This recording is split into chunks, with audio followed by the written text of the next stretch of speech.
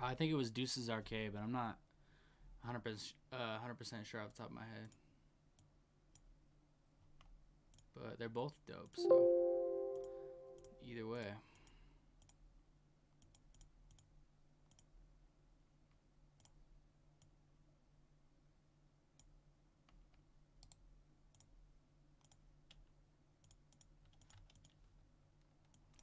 Bro, I don't understand why this channel rack is always like reverting to being like this where it's hidden. Is that like a setting?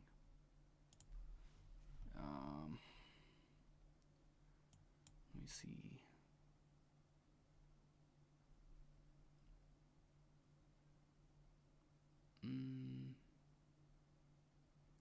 I guess not. I thought I had seen something about that in the settings. That shit's annoying. Oh, maybe it's in these settings. Here we go. Auto resize. Maximum height? Oh, no. Whoa. Minimum height.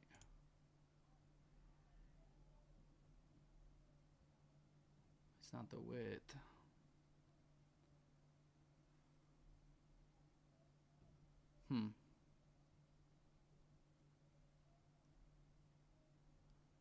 Don't want auto resize off? Is that what's causing the problem? Maybe. Let's try turning it off.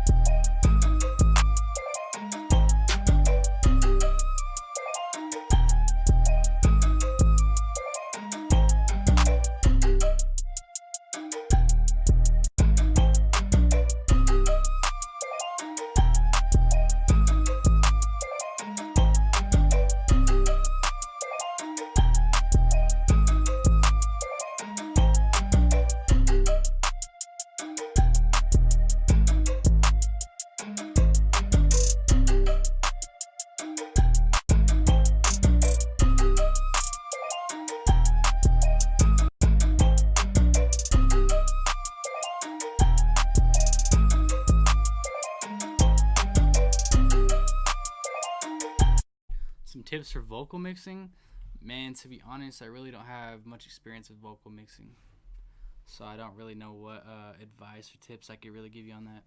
Has anyone had an issue where your Yamaha HS series won't have any power even when it's plugged in? I mean, there's a switch on it, so on top of it being plugged in, you also have to flip the power switch. But that's, I'm sure you've already thought of that. Maybe the outlet you're plugging it into is not good. Try a different outlet. Maybe the cord's bad. Yeah, I don't really know.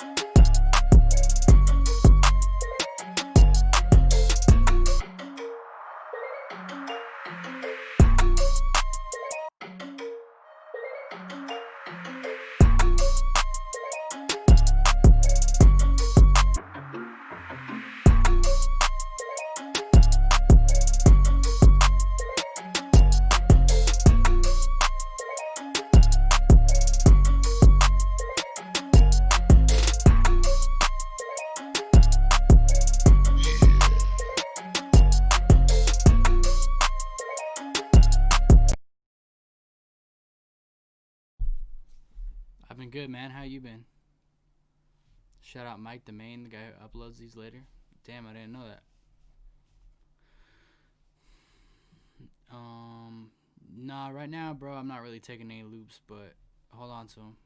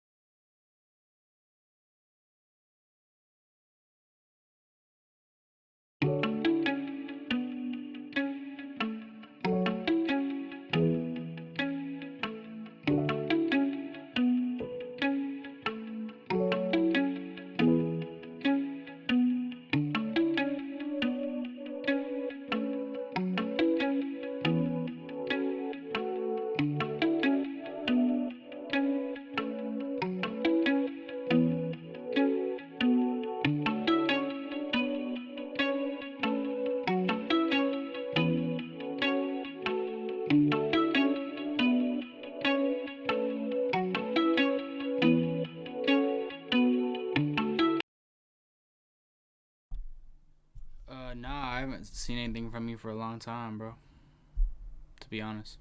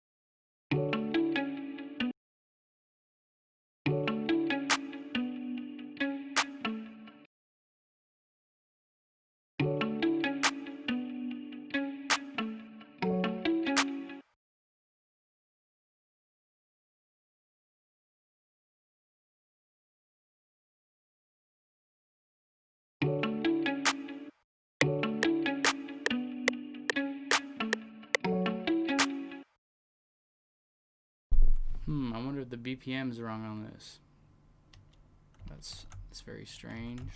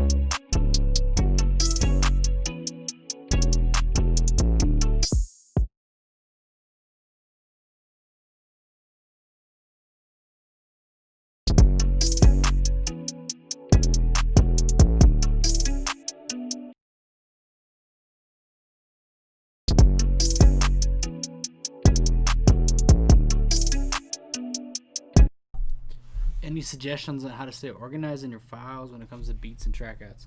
Yeah, I can show you what I do. So first of all, I have a folder, and I have past years and everything sorted that way. And then I have the current year right here. So, obviously when 2021 comes around, I'll drag this 2020 folder into here, to the archive basically. Then inside 2020, I got it organized by month. I usually don't have this folder, so just ignore it. But, then I just name it 1, 2, 3, and by the month, that keeps it in order. If I just named it January, February, it would go in alphabetical order, so putting the 1 there helps it stay organized like that. And then, inside each month, I have finished beats, ideas, and loops that I made in that month. And then inside the finished beats folder, I have the name of every beat, and I put who it's a collab with so I can always remember. And then inside, I have the FLP, and I export the track outs when I'm finished with every beat. Every single time I'm finished with the beat and I save it, I export all the track outs out. Because there's been too many times where I've tried to open an old FLP and it's corrupted and it's lost forever. So, if that happens, as a backup, you at least have the stems. So, you have kind of a hard backup of that beat. You may lose some things like VST presets or whatever that you had in that beat, but at least at the end of the day you have the track outs, because when you get a placement, the label is going to want the track outs to that beat so that they can have it mixed for the album. So that's the track outs are like the most important thing that you need. So if worst comes to worst, if it's an old beat and you go back through and you can't open the FLP, at least you have the stems, and if you had to, you could drag them in and mess with them more. The only part it sucks, like I said, is like when they'll say, oh, we like this beat, but we want you to change the sound of this one synth. You know what I mean? And then it's like, if you could open the FLP, you could actually just change the sound that easily. But if you lose the FLP, you're going to have to do some work to recreate it. So that's how I organize it. And yeah, I like keeping it all neat like that. So November, I have folders for the beats I made, and then these are collabs that people sent back to me after I send out loops. And I still send those out when I'm sending out packs or whatever, but that's just how I organize it, and it's really nice. Oh, the MP3 and wave. So I'll show you when I export this beat. I guess I can show you right now. So let's just say I'm exporting this beat. So I have wave on and I have MP3 on, and then I do split mixer tracks right here, and then that results in the files coming out like this. As you can see, here's the MP3 of the whole beat, and then inside the stems there's going to be a file called master, and that master is the wave of the beat. So you got the MP3 here, you got the wave here, and then all the stems are wave, of course. And then, the MP3 version is just to send out in packs and stuff like that. So yeah, that's how I organize it. Hopefully that's helpful. How can I put all notes in C5? Yeah, it's Alt-K. So if I take this 808 and I copy it over here, I can do Alt-K, which opens this window right here. And when you first open it, it's going to look like this. So all you want to do is just right click on C and drag this so it's only on C, like that. And then once you do it once, every time you open it, it's going to default to that. So I can just Alt-K, I can hit it really fast, I don't have to mess with it anymore. So hopefully that helps answer that question. How many backup hard drives? I have a couple, and then I also pay for a backup service where it stores it to a cloud and stuff like that, just as an extra backup. I have too many samples and files and everything that I can't risk losing it. If I lose my computer, I'll at least have the backup. And it's nice to have the backup too, because every once in a while I want to like start my computer from scratch and do a clean install, and then I still have all the files and I don't have to reinstall everything. So how can you ungroup the pattern 1 into a pattern per sample used? Okay, so I'll show you right here. So right here I got pattern 1. So what I do is I just delete that.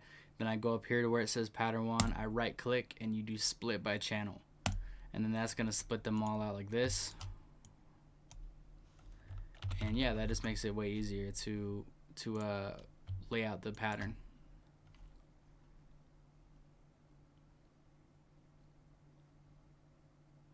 Current is the same as the master. Yeah, so when you export your track outs, there's actually, it may be, you know, hard to notice, but there's a channel here called current. It's just a C, and that's just whatever's currently playing when you have it selected. So if I have this selected, sorry, let me mute my mic.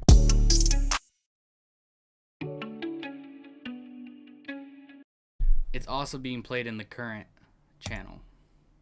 Sometimes you can even accidentally put effects here, and that can really mess things up and cause problems because you might not even realize this channel's here. So if you accidentally put like a reverb on the current, you're going to be going crazy looking through all these like, where's that reverb? It's not on the master, it's not on any of these. It's because you put it on the current channel. You know, you don't want to mess with the current channel. Just leave it as is. Just ignore it. Pretend it's not there. But yeah, one of the effects of that being there is that it exports a stem called current, which is just the same as the master. And you can delete that file, honestly, in your stems. You can get rid of it. You don't need it. It's just it's redundant. So hopefully that clears that up.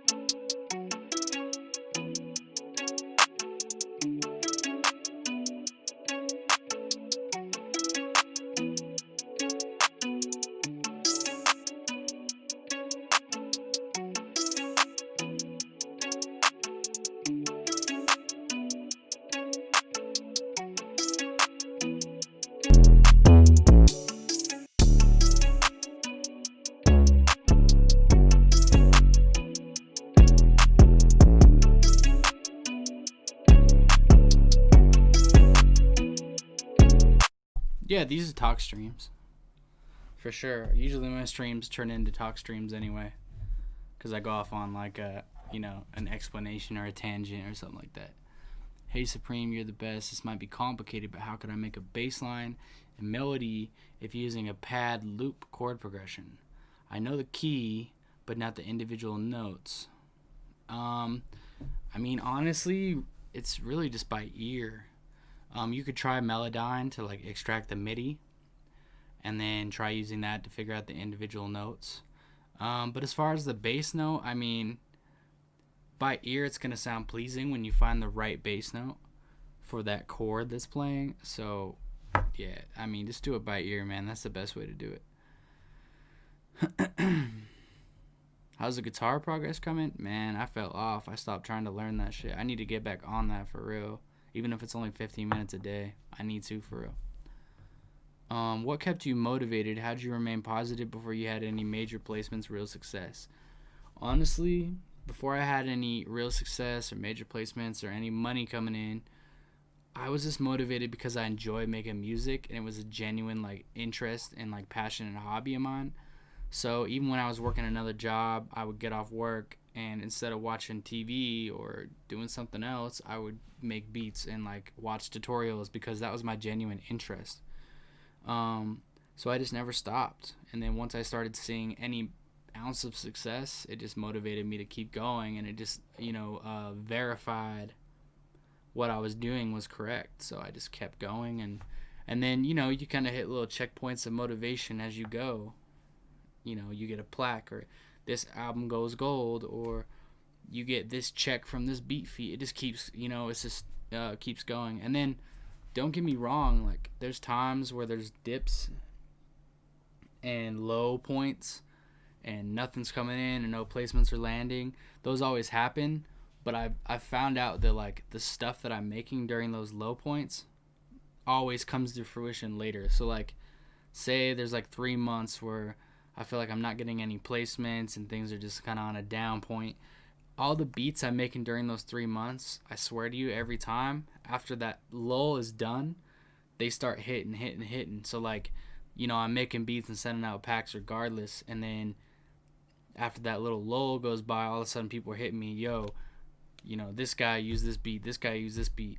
And sometimes a placement you hear about today could be a beat and you made and sent out a year ago. You know what I mean? So, I guess the main tip is to just not get discouraged during those little dips and just keep working, keep your head down and work.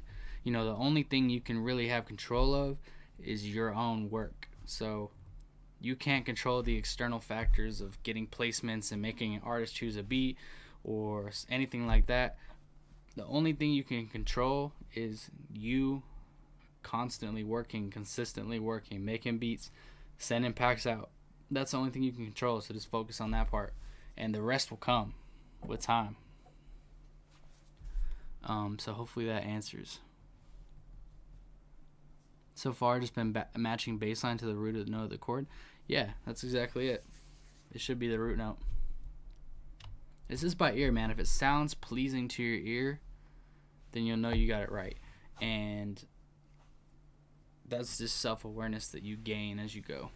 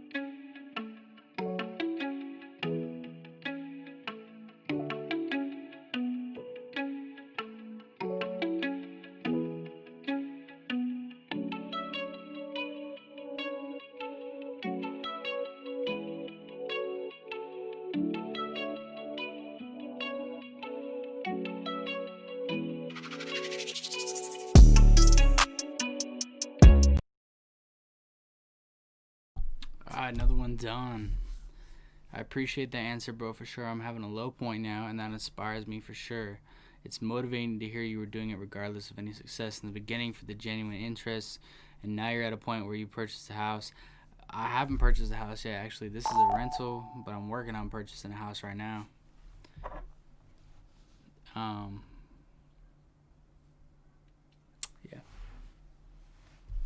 But yeah, regardless, yeah, definitely. If it's not something that you want to do in your free time, maybe it's not for you. Because for me, it was like, I was so interested in it and I enjoyed it so much that that's what I chose to spend my free time on without success. So yeah, this is still a rental, but I've been trying to buy a house all year, and because of the virus and everything, it's just been a shit show. The market sucks. There's no houses being sold, so yeah, it's been crazy. But as soon as I buy a house, I'm gonna build an even crazier studio room. The company that makes the foam panels, they're going to hook me up and put in the cloud one that has like the star lights in it, like a fucking Rolls Royce, and I'll put that shit on the ceiling. That'll be crazy looking. So yeah, new studio coming soon.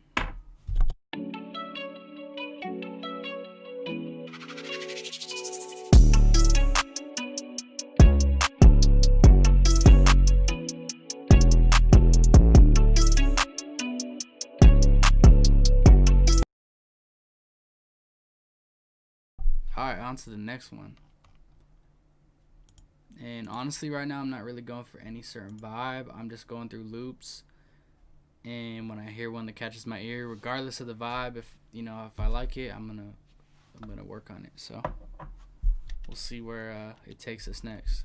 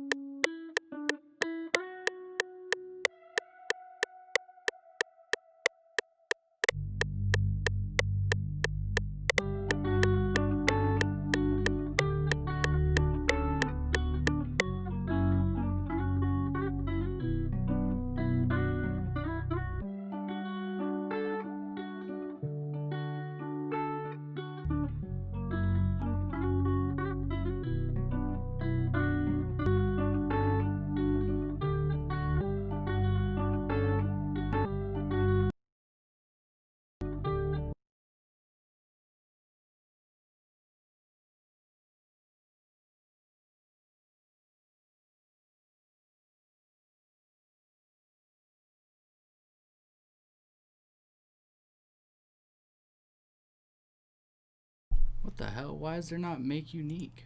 Am I tripping?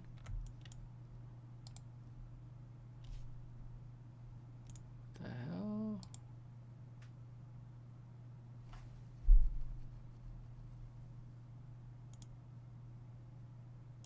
That's weird.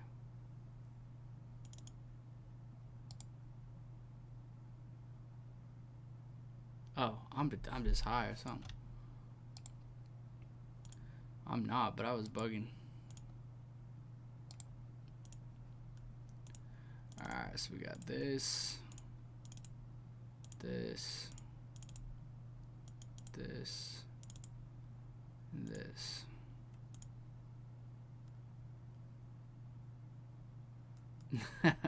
Bro, I'm on nothing. I made too many beats-itis right now. Been staring at the computer screen for too many hours. Syndrome. That's all.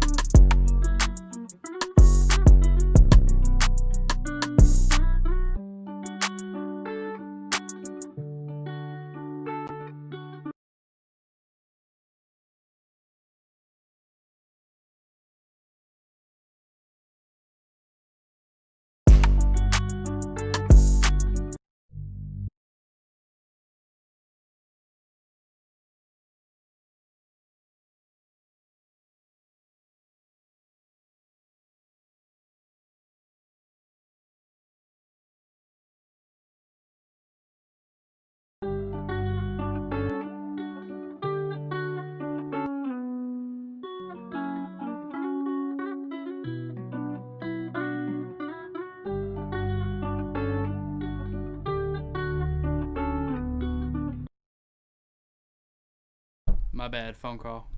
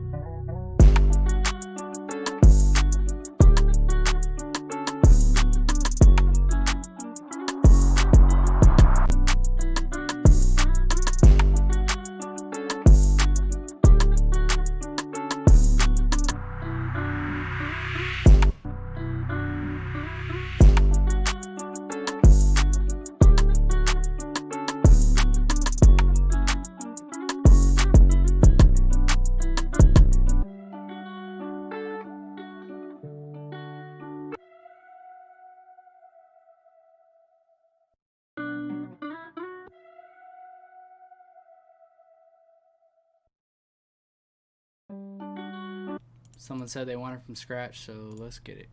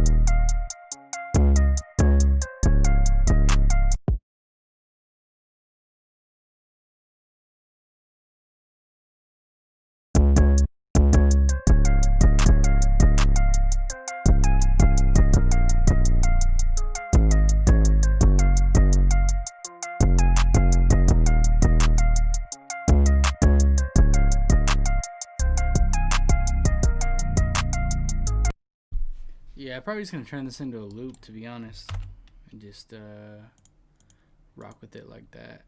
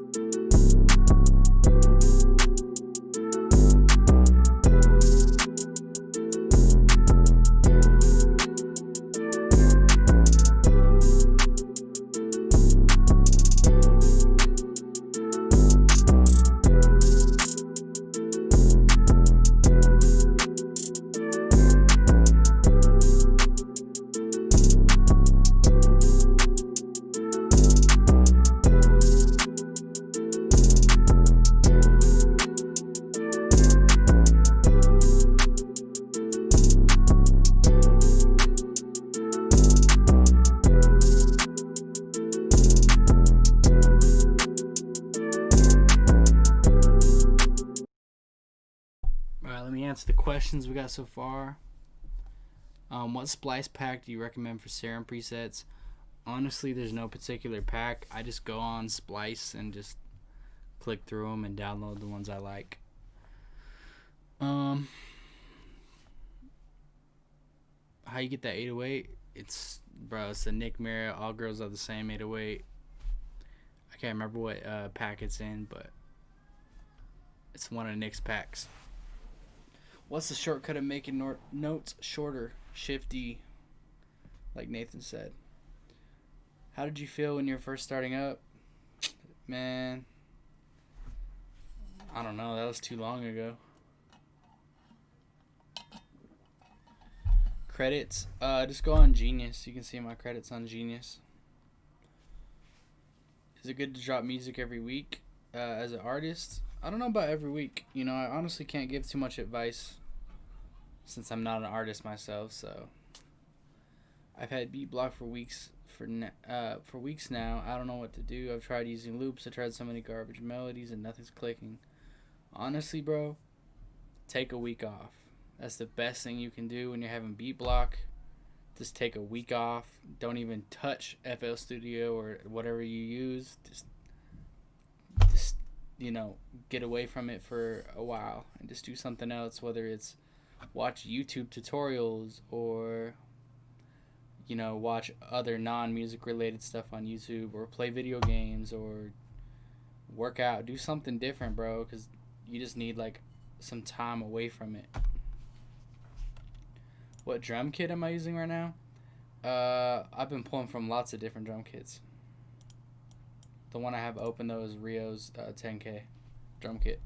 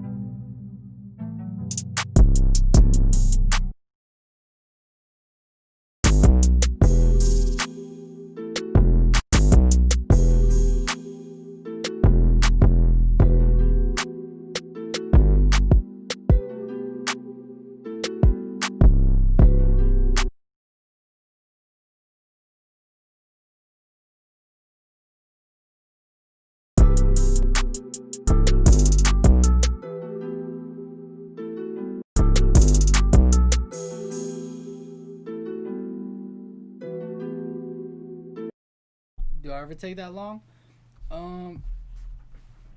Some, not really a week, but you know, it doesn't have to be a week. It can be a few days. I don't set any certain time limit on it. Basically, if I, you know, sit down and I'm trying to make a beat and I have such bad beat block that nothing's coming out and I'm just frustrated, usually I just walk away and do something else. And then, you know, try again the next day. And if it's still not working out, you know, I walk away again, do something else that day. Sometimes it can be a week of just beat block where nothing's fucking working, and it is what it is. Sometimes you just have to surrender to it. There's nothing you can really do. And sometimes there's deadlines for stuff too, like when you get in a more serious thing where this is your job. You know, you have packs that you have to send up to a certain deadline, and sometimes it's just you can't make anything, and if you force yourself, it's not going to help. So I mean, what I usually do is I make so many beats that I kind of have a stash of beats ready to go that can usually help me out in a pinch. If I'm not inspired to make anything, then I can just pull from beats I already made. So when I'm not in beat block and when I can just effortlessly make beats, then I just make so many that it kind of provides like a cushion for when I can't make shit. But yeah, you can't force it, man. I don't know like what you could do instead, but just literally walk away and take a few days off and just kind of reset.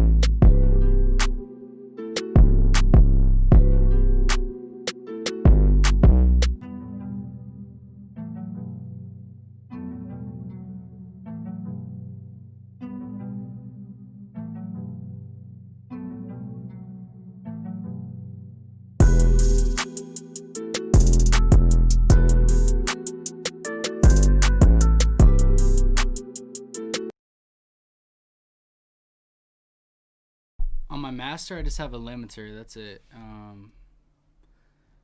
Ozone 5 is what I use. Literally the only thing on it is a limiter, and I just mix to a way where I don't really need to do much to it. The mix is perfect, and then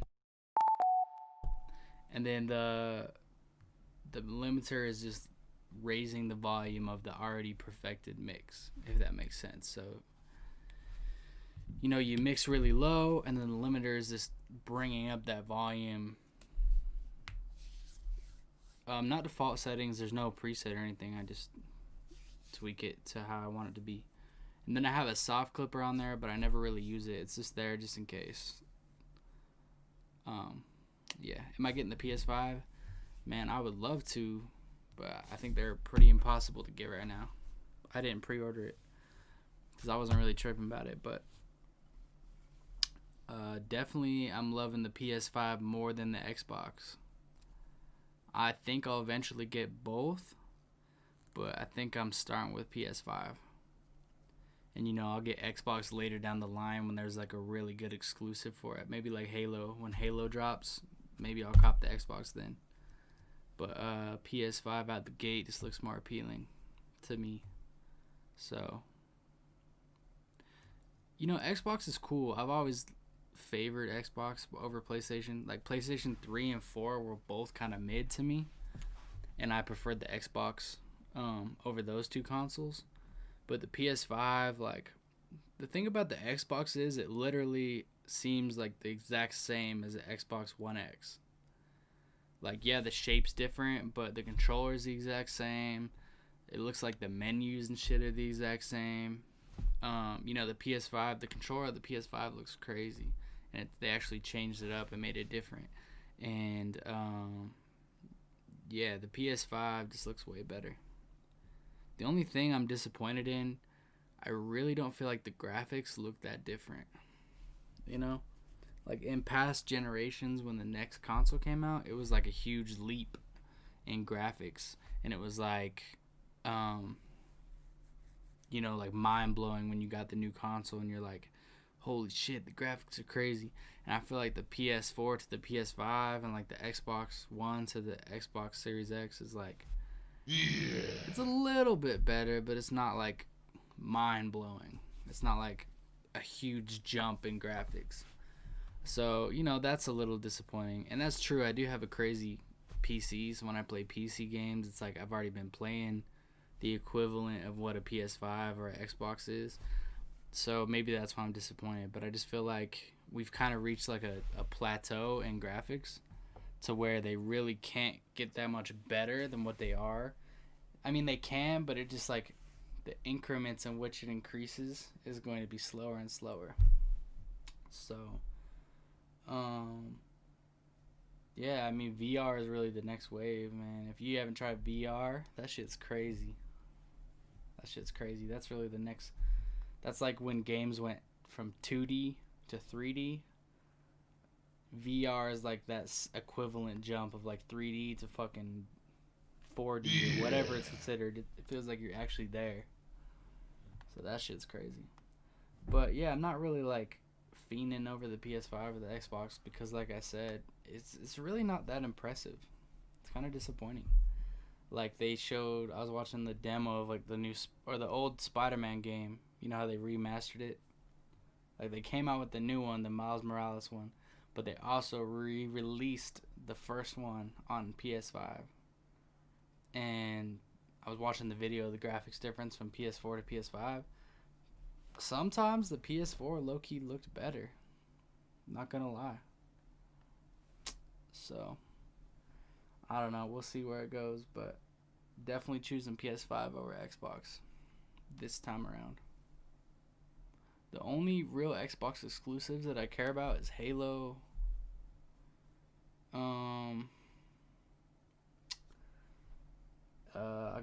Gears of War is okay. I'm not really big into Gears of War. Trying to think of what else. I don't know. PS5 is gonna have better exclusives. PlayStation always has better exclusives like Last of Us, Spider-Man, you know, Resident Evil. So the eye can only perceive so much. Yeah, but that's the thing. The next real jump from graphics is gonna be like from what it is now to looking real. And I think that's gonna take a long time to get to.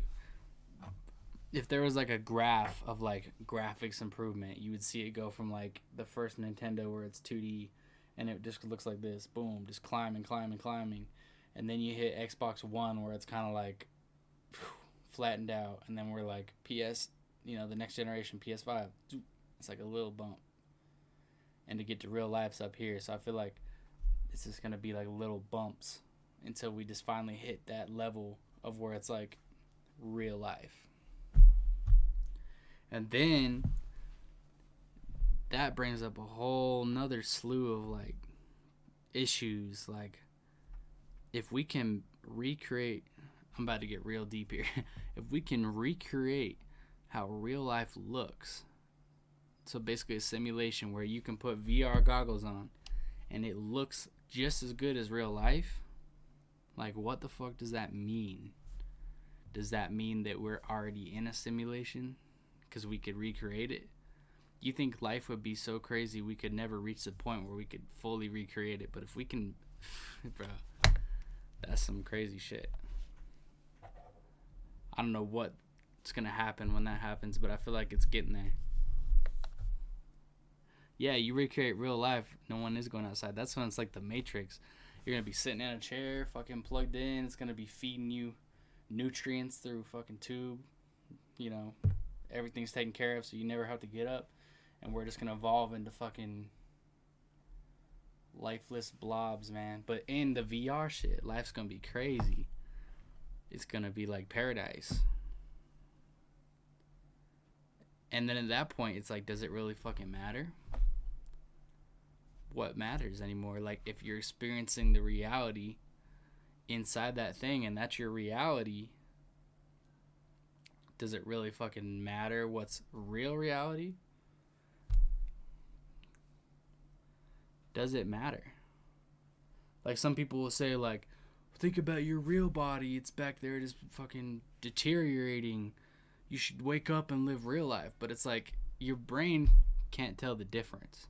If it thinks what you're living in the VR is real life and you really can't tell any difference when you don't know the difference, then who's to say what's better?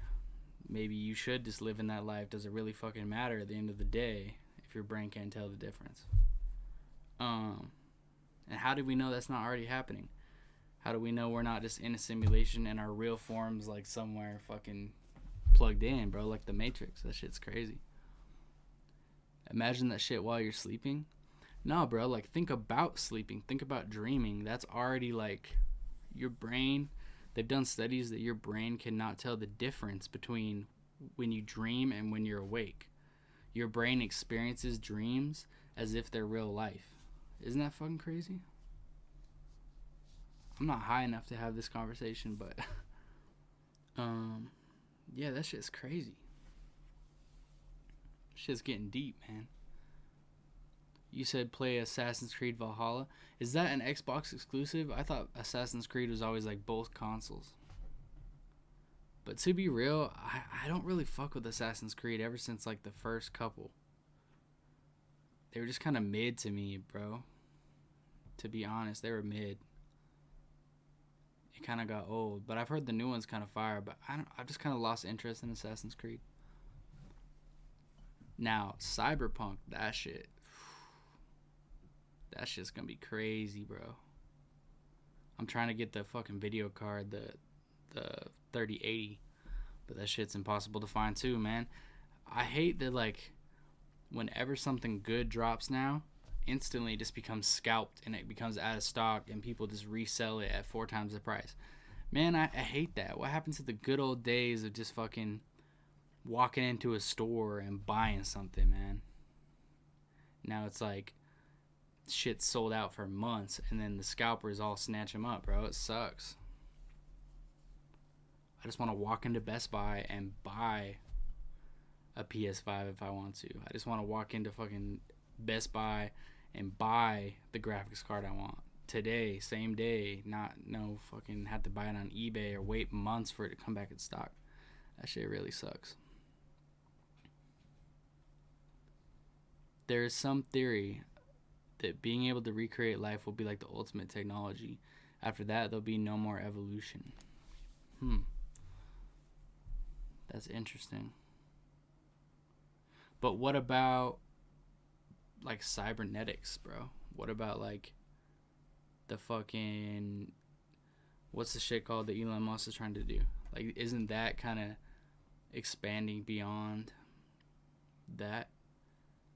Or like you can get cybernetic fucking eyeballs where your vision can now zoom in like a fucking phone camera, or you know, see more frame rates per second, or see better at night. So you said real life kind of sucks. If VR is that great, no chance people would want to do real life. Yeah, bro.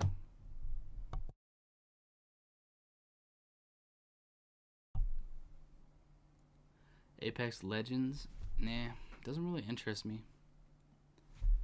Listen, I don't play games a lot at all. I barely ever play games. Basically, I just wait for a really good game to come out. Then I play it for a couple weeks, and then after that, I just kind of stop playing games until the next giant fucking game comes out. Like, I haven't played video games for months, but when Cyberpunk comes out, I'll play that shit for a while. But I'm not the type of person where I'll play a game for a year. Hell no, bro. I get so sick of a game so fast. And I'm not the type of person that's like, I have to achieve every single achievement in it and get every single collectible. Nah, like, I don't really care. All I care about is the main story.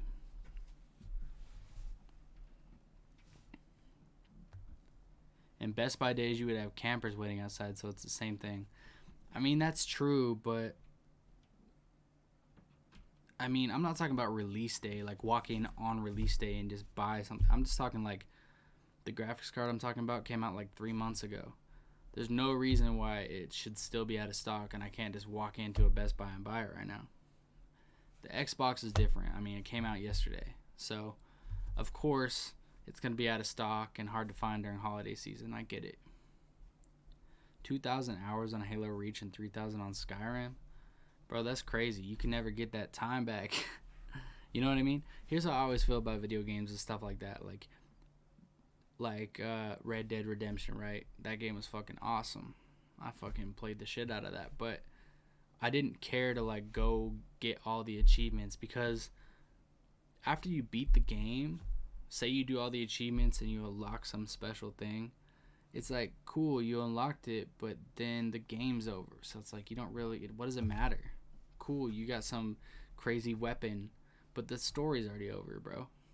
So how long can you just sit there and play with that weapon before it's like old because you can't use it during the fucking main story? So it's like, you do all these things to achieve, like, say you want 100% a game. Cool, bro, you 100% it, but then you never play that game again. So what was the point? Just to say I didn't had 100% completion on that?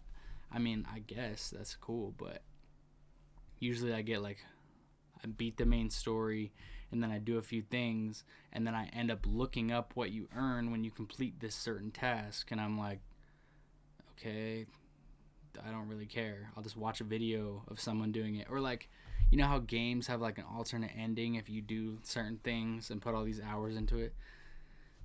I get to a point where I just look up the alternate ending on YouTube, and then I'm like, okay, that's good enough for me. I don't need to go through all the work of getting it now because I saw it. So, but I know people that play, like, Destiny for years, like, and then Destiny 2 for years, bro. I can't do it. I just can't do it. I get too sick of it. And I never have time to play games, too. So it's like, games like Call of Duty are fun because you can just jump in, play a few rounds, and then get off. And you don't have to, like, be so invested into it. So that's the only thing I'm worried about Cyberpunk. Like, I know it's going to have a huge-ass story that takes a year to fucking complete.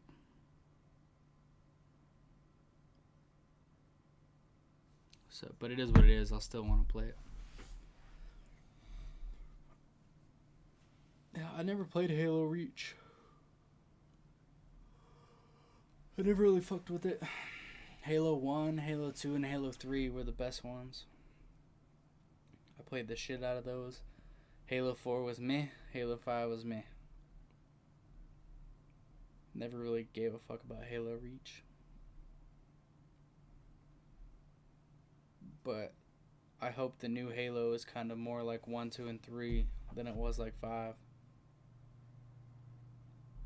Kind of funny you're on a gaming website saying you don't be on games like that.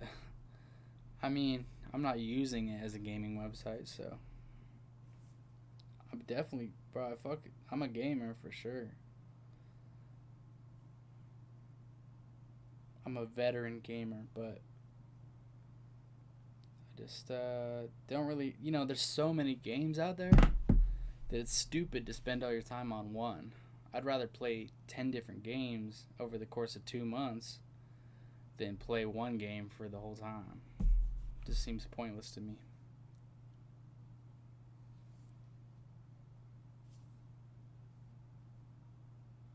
But I don't know.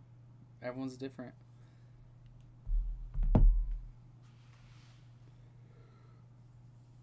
Games like Final Fantasy, bro, like how long they are, I'll get halfway through that shit and be bored. Or like when I play Skyrim, I start a new character every time, and I play it for a couple hours, and then I get sick of it. And then a couple months later, or a year later, or a couple years later, or whenever, I'll want to pick it back up. Instead of playing that same character, I just start a new character, get a certain way into the game, get tired of it, stop. So I never played Ghost of Tsushima. I didn't play it, bro. I don't know, it didn't really catch my interest. World of Warcraft Classic, bro. Funny story, my brother got so into World of Warcraft like 10 years ago, and he was literally addicted to it, bro. Like, he wouldn't leave his room. We could barely get him out to like have dinner. He got so far in the game where he was part of like a clan or whatever it was, and like, so he had like real life dedication to these people. Like, he has to be there a certain time, and they're relying on him. And so it like fucked up his life. For real, it fucked up his life. And it was like getting off a drug, man. We had to like have an intervention with him and then like rehabilitate him away from it, because like he lost his job from it, he lost his girlfriend from it, bro. It fucked up his life. That shit's no joke.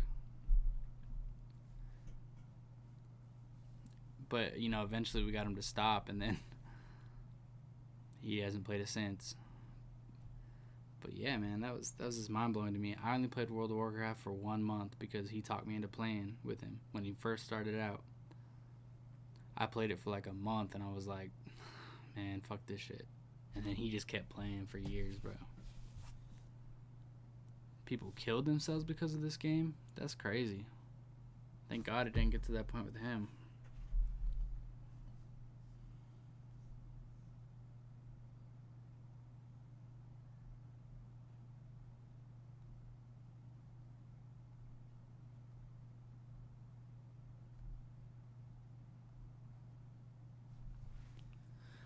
Alright, guys, unless you guys have any other topics you want to talk about, probably going to call it soon.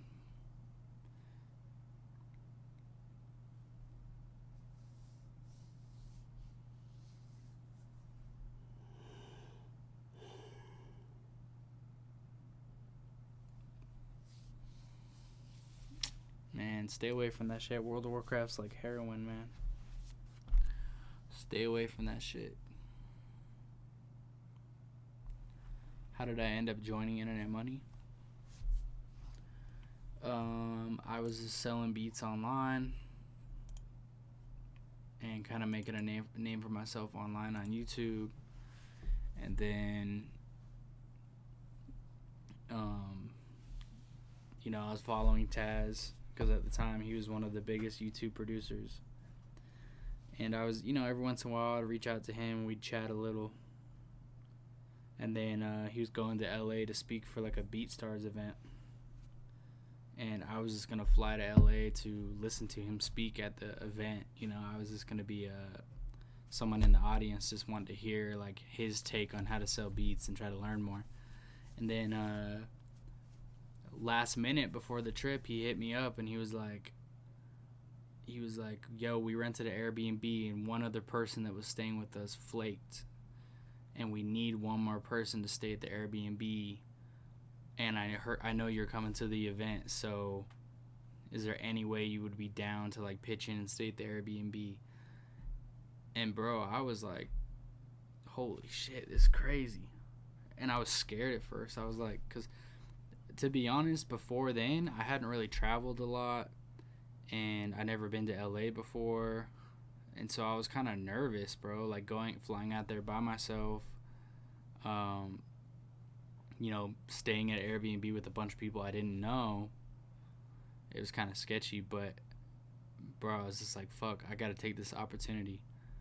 It could be once in a lifetime, because up until that point I've been following Taz and been a fan of his and trying to like make a career out of selling beats online. So I took the opportunity. I flew out there. I stayed at the Airbnb with them, and we just became friends, man. We just like, that weekend was just fire, and we got along really well, and he fucked with me, and it was just a good vibe. And so he put me on the team after that, and then we did the little tour, because Taz kind of got the idea, like, with me staying at the Airbnb and shit. He got the idea, like, damn, why don't we go to more cities and invite other producers that follow us to stay at Airbnbs with us, and then we could possibly either recruit them into Internet Money if they're fire, or if not, it'll just be like a seminar where we'll teach them stuff and we'll give them advice and just make it like a vibe and hang out. And so we went to Atlanta in January that year. It was 2017. So 2016 is when I met Taz, and then January 2017 is when we did the first tour stop, where we rented a Airbnb in Atlanta, and houses are so cheap in Atlanta, bro, that we rented a fucking mansion for 5 days in Atlanta. And then, we had producers pay to stay with us, so they'd pitch in, and it's 5 days to stay at the Airbnb with us and just learn and soak up stuff and make beats with us. And so people would pay, and we'd get like 10 people.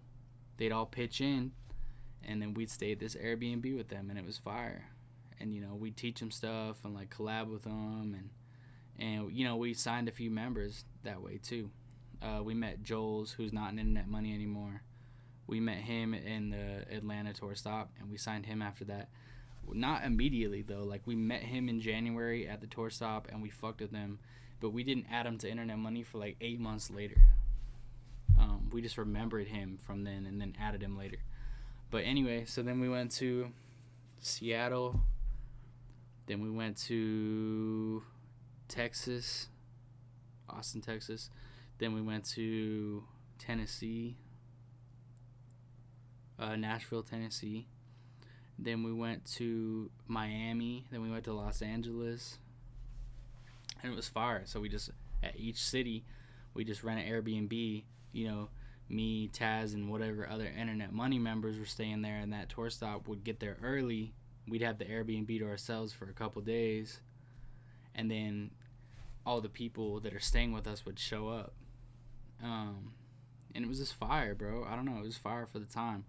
And we didn't have any placements. That's all Internet Money was this online. We had the tutorial channel, we had Wave Supply to sell kits on, and then we just sold beats online and did the tour stop, bro. And then during the LA tour stop is when Taz got his first placement, which was the Gucci Mane and Designer song called Life. And I remember we were at the Airbnb for the tour stop in LA when we were waiting for it to drop. And then the song came out, and then that song was enough to get him a pub deal, and he got signed to Atlantic off of that one song. And so that's how 2018 started. Taz signed a deal, and then we started doing actual sessions in the industry.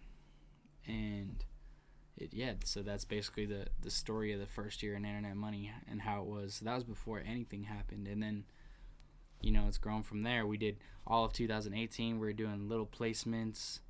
Like Young Pinch was like, to us at the time, was like, holy shit, we're working with Young Pinch. And then like since then, it's evolved so much bigger. But at the time, we were just doing sessions like that. Juice WRLD, we were working with Juice WRLD in that year before he had signed anywhere, when he was still unknown, when all he had was like All Girls Was the Same and Lucid Dreams on SoundCloud. That was it. And then shit evolved. 2019, we got the first Internet Money house in LA. Taz moved to LA.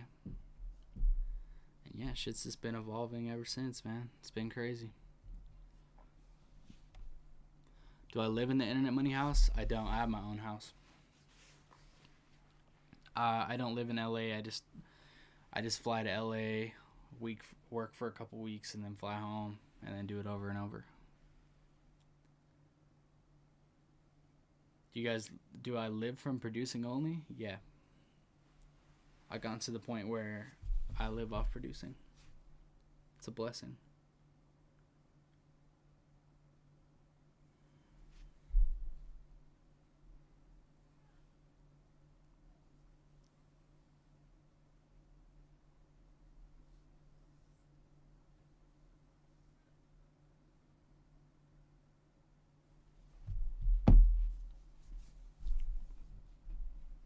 Do you think YouTube production tutorials will help increase your beat sales? Yeah. I think doing production tutorials on YouTube and building up your name will translate to more people hearing about you and more people buying your beats, for sure. My age is 29. I'm 29. How'd you get producers to stay at the Airbnb? They wanted to stay because they wanted to learn from us. So think like right now, if like Internet Money did that and we had an Airbnb and you got to stay at an Airbnb with Taz, Nick, me, True, everyone, you know what I mean? People would line up to do that. So it was the same kind of thing. You know, we were big online as YouTube producers. So it wasn't hard to get people to want to stay with us. And it was also a good experience for us because like me and Taz and a lot of the members hadn't really traveled or been to any of those cities yet. So it was like, you know, a new experience for all of us. Did you publicly recruit producers or were they friends of yours? Are you talking about the Airbnb people? They were just fans of Internet Money at the time. They were just other producers that were trying to learn how to sell beats online. We didn't know any of them.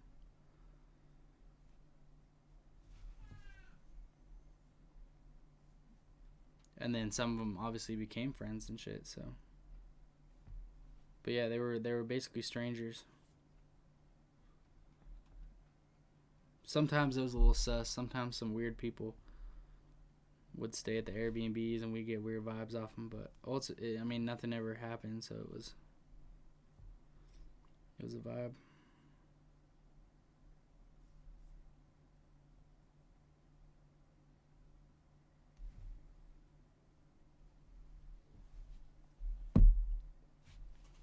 Do you live comfortably? Yeah.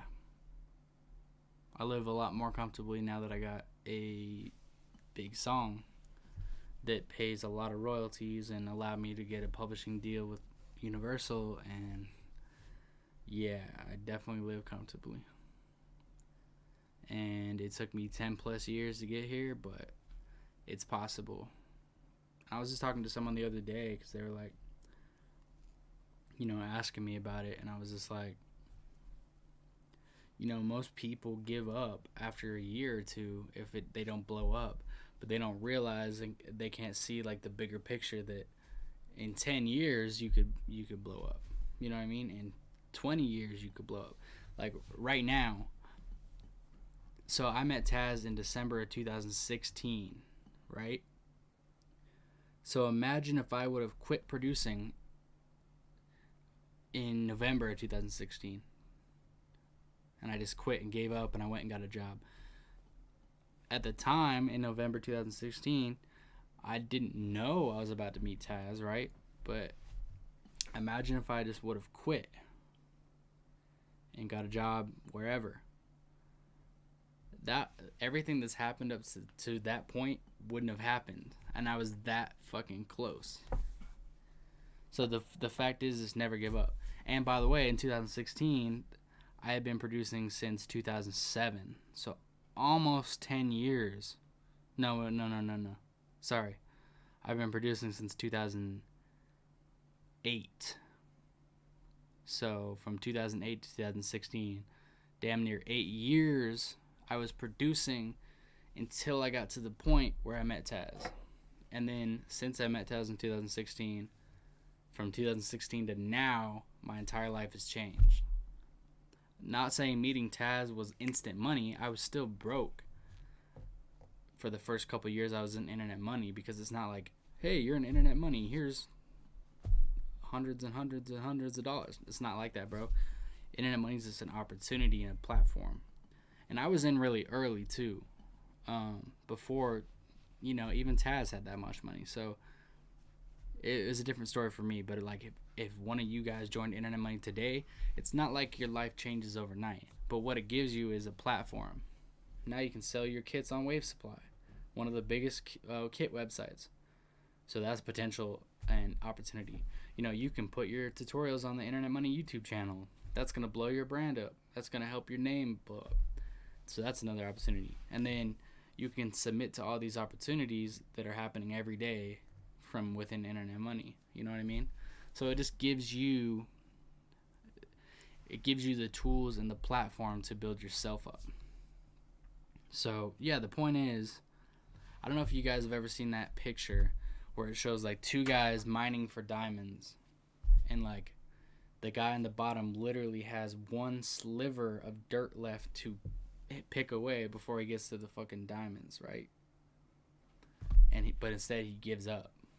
So it's like you could literally be a month away from your break. Tomorrow could be your break. So if you quit today, you'll never see that. So just if you want to be a successful producer, just remember it could take you 10 years. Realize that. Soak that in. If I want to be a successful producer, it could take me 10 years. And just let that marinate. And then think, do I want to do this for 10 years? Can I do it for 10 years?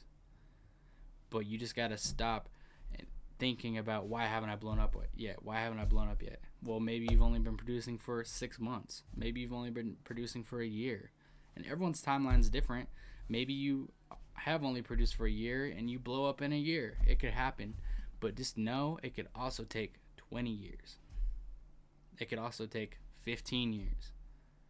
You just never know. But I'm confident if you never stop, eventually it'll happen for you. I don't care if you produce until you're 40 and then when you're 41 your big break happens. I honestly think that if you never stop, eventually it will happen. It's just a matter of how long will it take. So being successful just doesn't have to mean getting placements.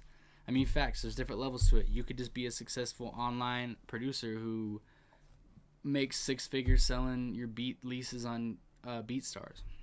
You could be a YouTube personality where you just make 6 figures with your monetization of your YouTube channel. You could be an engineer who works at a local studio in your city and makes $50,000 a year. You could be you could work for Genius and still be in the music industry, but maybe you interview people, or you're a reporter, or you write blogs for something like Genius or Pigeons and Planes or whatever. There's different fields you can go into and different levels to it to be successful. But for me, wanting to be a music producer as my primary job,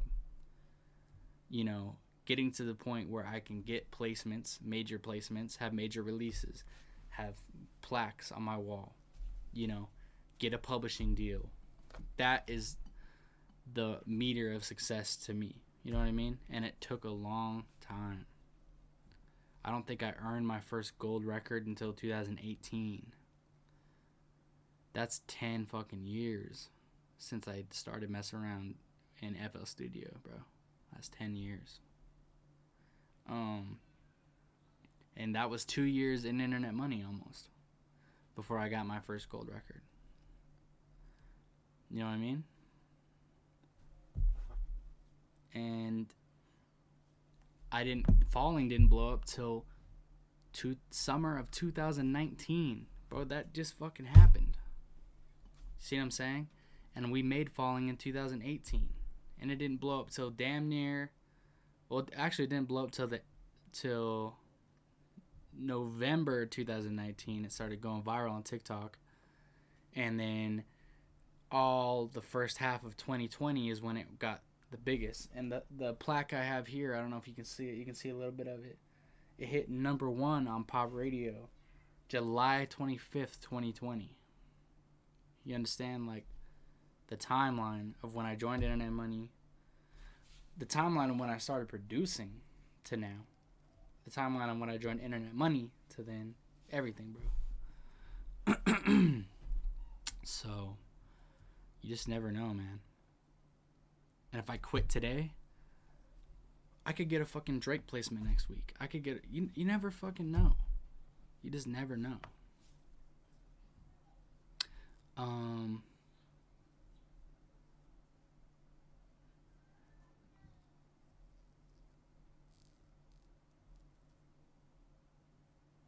me see here. I've only been... Let me catch up a little bit. Scroll up a little bit. I've only been producing since November 2019. Bro, that ain't shit. I'm telling you. Wait 1 more year. You've only been producing 1 year. Even then, after 1 year, you're probably not where you need to be yet. Check back in with me November 2021 and see where you're at. I'm telling you, when you're first starting out, the first year should just be learning, soaking up knowledge. Don't put anything out the first year. Learn. Don't be asking for... Well, you can ask for feedback, but don't be... I don't know. Just don't be looking like, what's wrong with me? Why haven't I got a placement? Why haven't I sold it? You know what I mean? That's the only answer to that question is because you haven't been doing it long enough. It's going to take longer. It's going to take another year. It could take another year. It could take another... Just keep going, bro.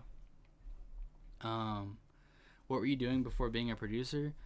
When I graduated high school, I was going to go to college. Well, I did go to college for a few years for...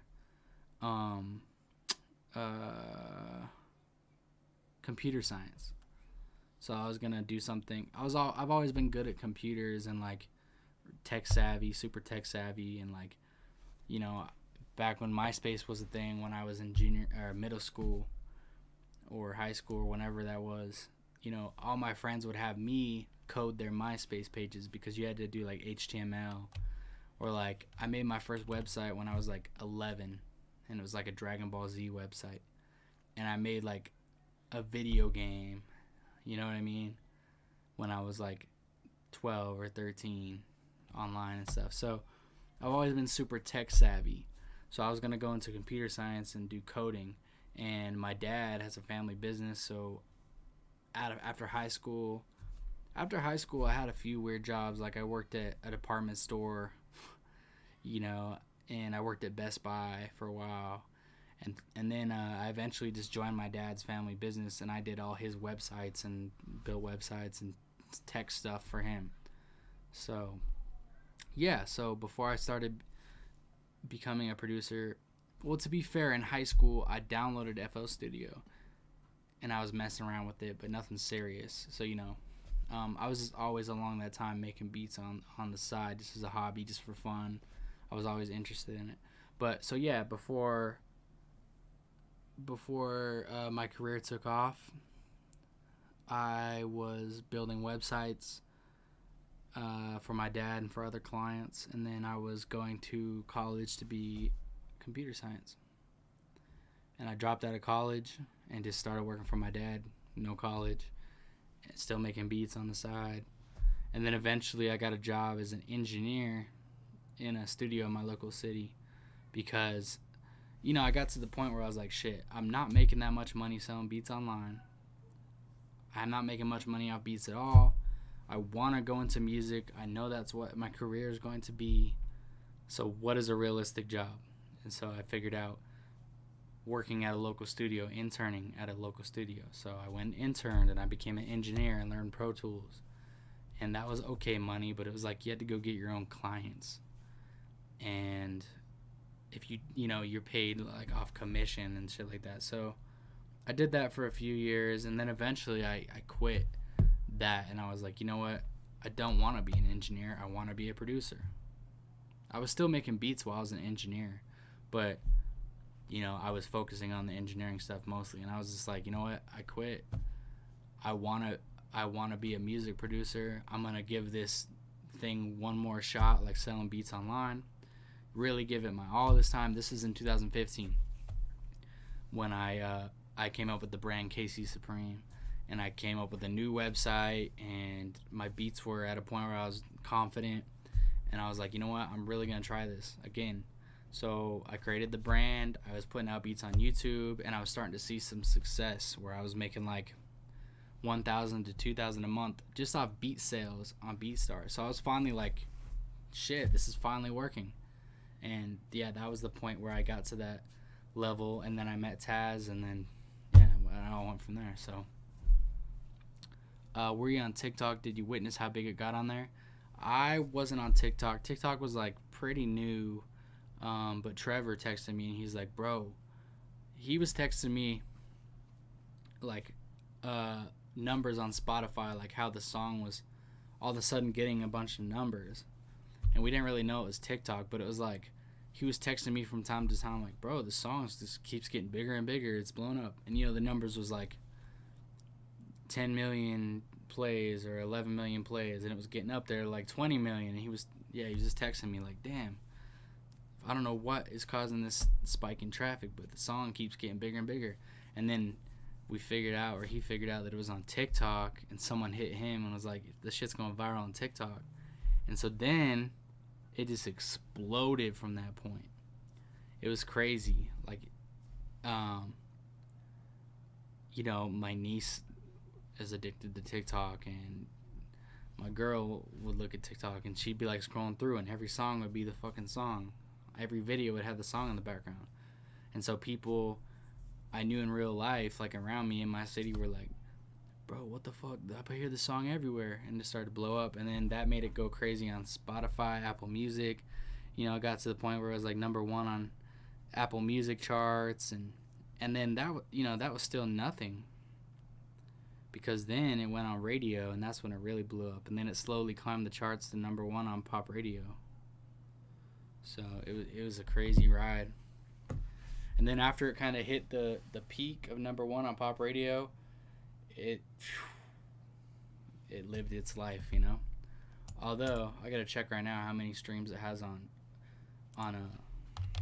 Spotify, because it's still going up. 900,000,013. So it's about to hit a billy on Spotify alone, not including Apple Music or any other YouTube or anything. So, you know, once it hits a billion plays on Spotify, you get that plaque. What's that Spotify plaque?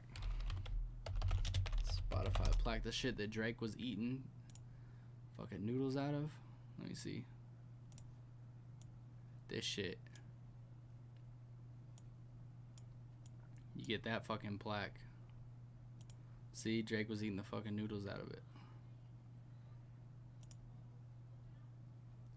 1 billion streams. So it's about to hit that shit. So it's still going up stream-wise. It just, it's done on the radio. It kind of lived its life on the radio. But radio is where the money's at, bro. And I won't even see that money, because it peaked in the radio during summer. I won't even see that money until 2021, bro. And so I got more checks coming from this song. So it's a blessing, bro. And so now it's just a matter of trying to get that next song this big. So, how did you come about making Falling? Was it a random cook-up day in a beat folder? So, Internet Money had just found Trevor. We were in LA, and he was flying out for his first ever session with us. And to back up a little bit, before I went to LA, I was making beats in a folder just like I am right now. Just like, you know, the beats I made on stream today. The Falling beat was one of those beats that I made before I flew out to LA.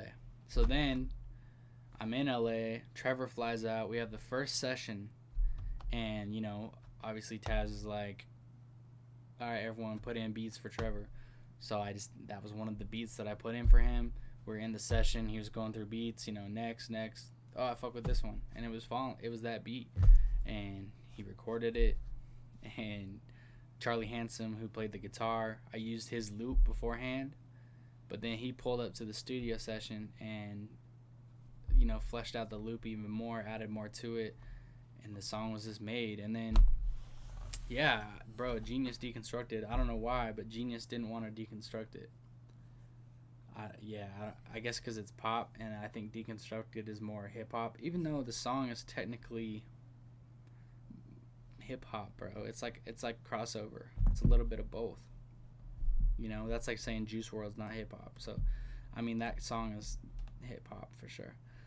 So I don't know why they didn't want to deconstruct it, but there's some other big shit coming up press wise that I got. I made some lists and stuff like that. I can't really talk about it, but so that'll be fire as far as like recognition and press. But yeah, after we made Falling, at the time it was like, yeah, it was just another placement. I was stoked about it, but Trevor also recorded like 5 other songs on my beats in those few weeks that we were working. So it was like, yeah, Falling's cool, but these other ones are fire too.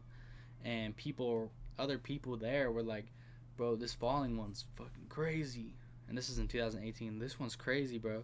And you can't see your own stuff from an outside perspective. So I was like, to me, it was my beat. So I couldn't really see it for what it was. So I was just like, yeah, it's cool. But yeah, people kept going like, bro, Falling is crazy. That's the one. That's the one. And so Trevor dropped his first project. Falling was on there. It was the single. And it did okay. It was like, it did okay. But nothing really came of it. The album came out. And then it just kind of came and went. And yeah, and then we just worked on Trevor's second project, and then we worked on Trevor's album and all that. And then the song just kind of resurrected from the dead, man. It was crazy. I don't know how. The thing is, I feel like a ton of songs can be hits. The problem with them, they don't go viral or they don't spread to the masses. But Falling was the type of song where it was a hit, but it just hadn't been heard by enough people yet. So it's like it going viral on TikTok exposed it to more ears, and then that caused it to grow even more, and then when enough ears heard it, it was a hit, So, but the process of making it go viral, you can't force it. It's just organic. There's no explanation for it. So labels, try to force things to go viral, and you just can't. So it was just a freak of nature, one in a billion chance that it fucking blew up, and it just happened, bro. It's a blessing. Falling was a loop from Charlie Handsome.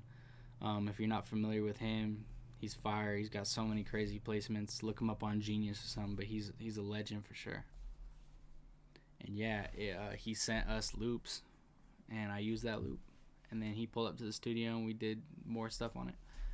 And he had some input on, the song being formed. And obviously Taz, like in the session, I made the beat, and then in the session when Trevor was cutting to it, we kind of did more to it. And Taz, obviously is a executive producer and produced it in a different way. Taz does like, okay, cut this part out of the beat, and then Trevor, you do this, and then put, he's a producer in that sense, and that's the role he played on that song. So, it's a team effort, and everyone got to come together to make it happen.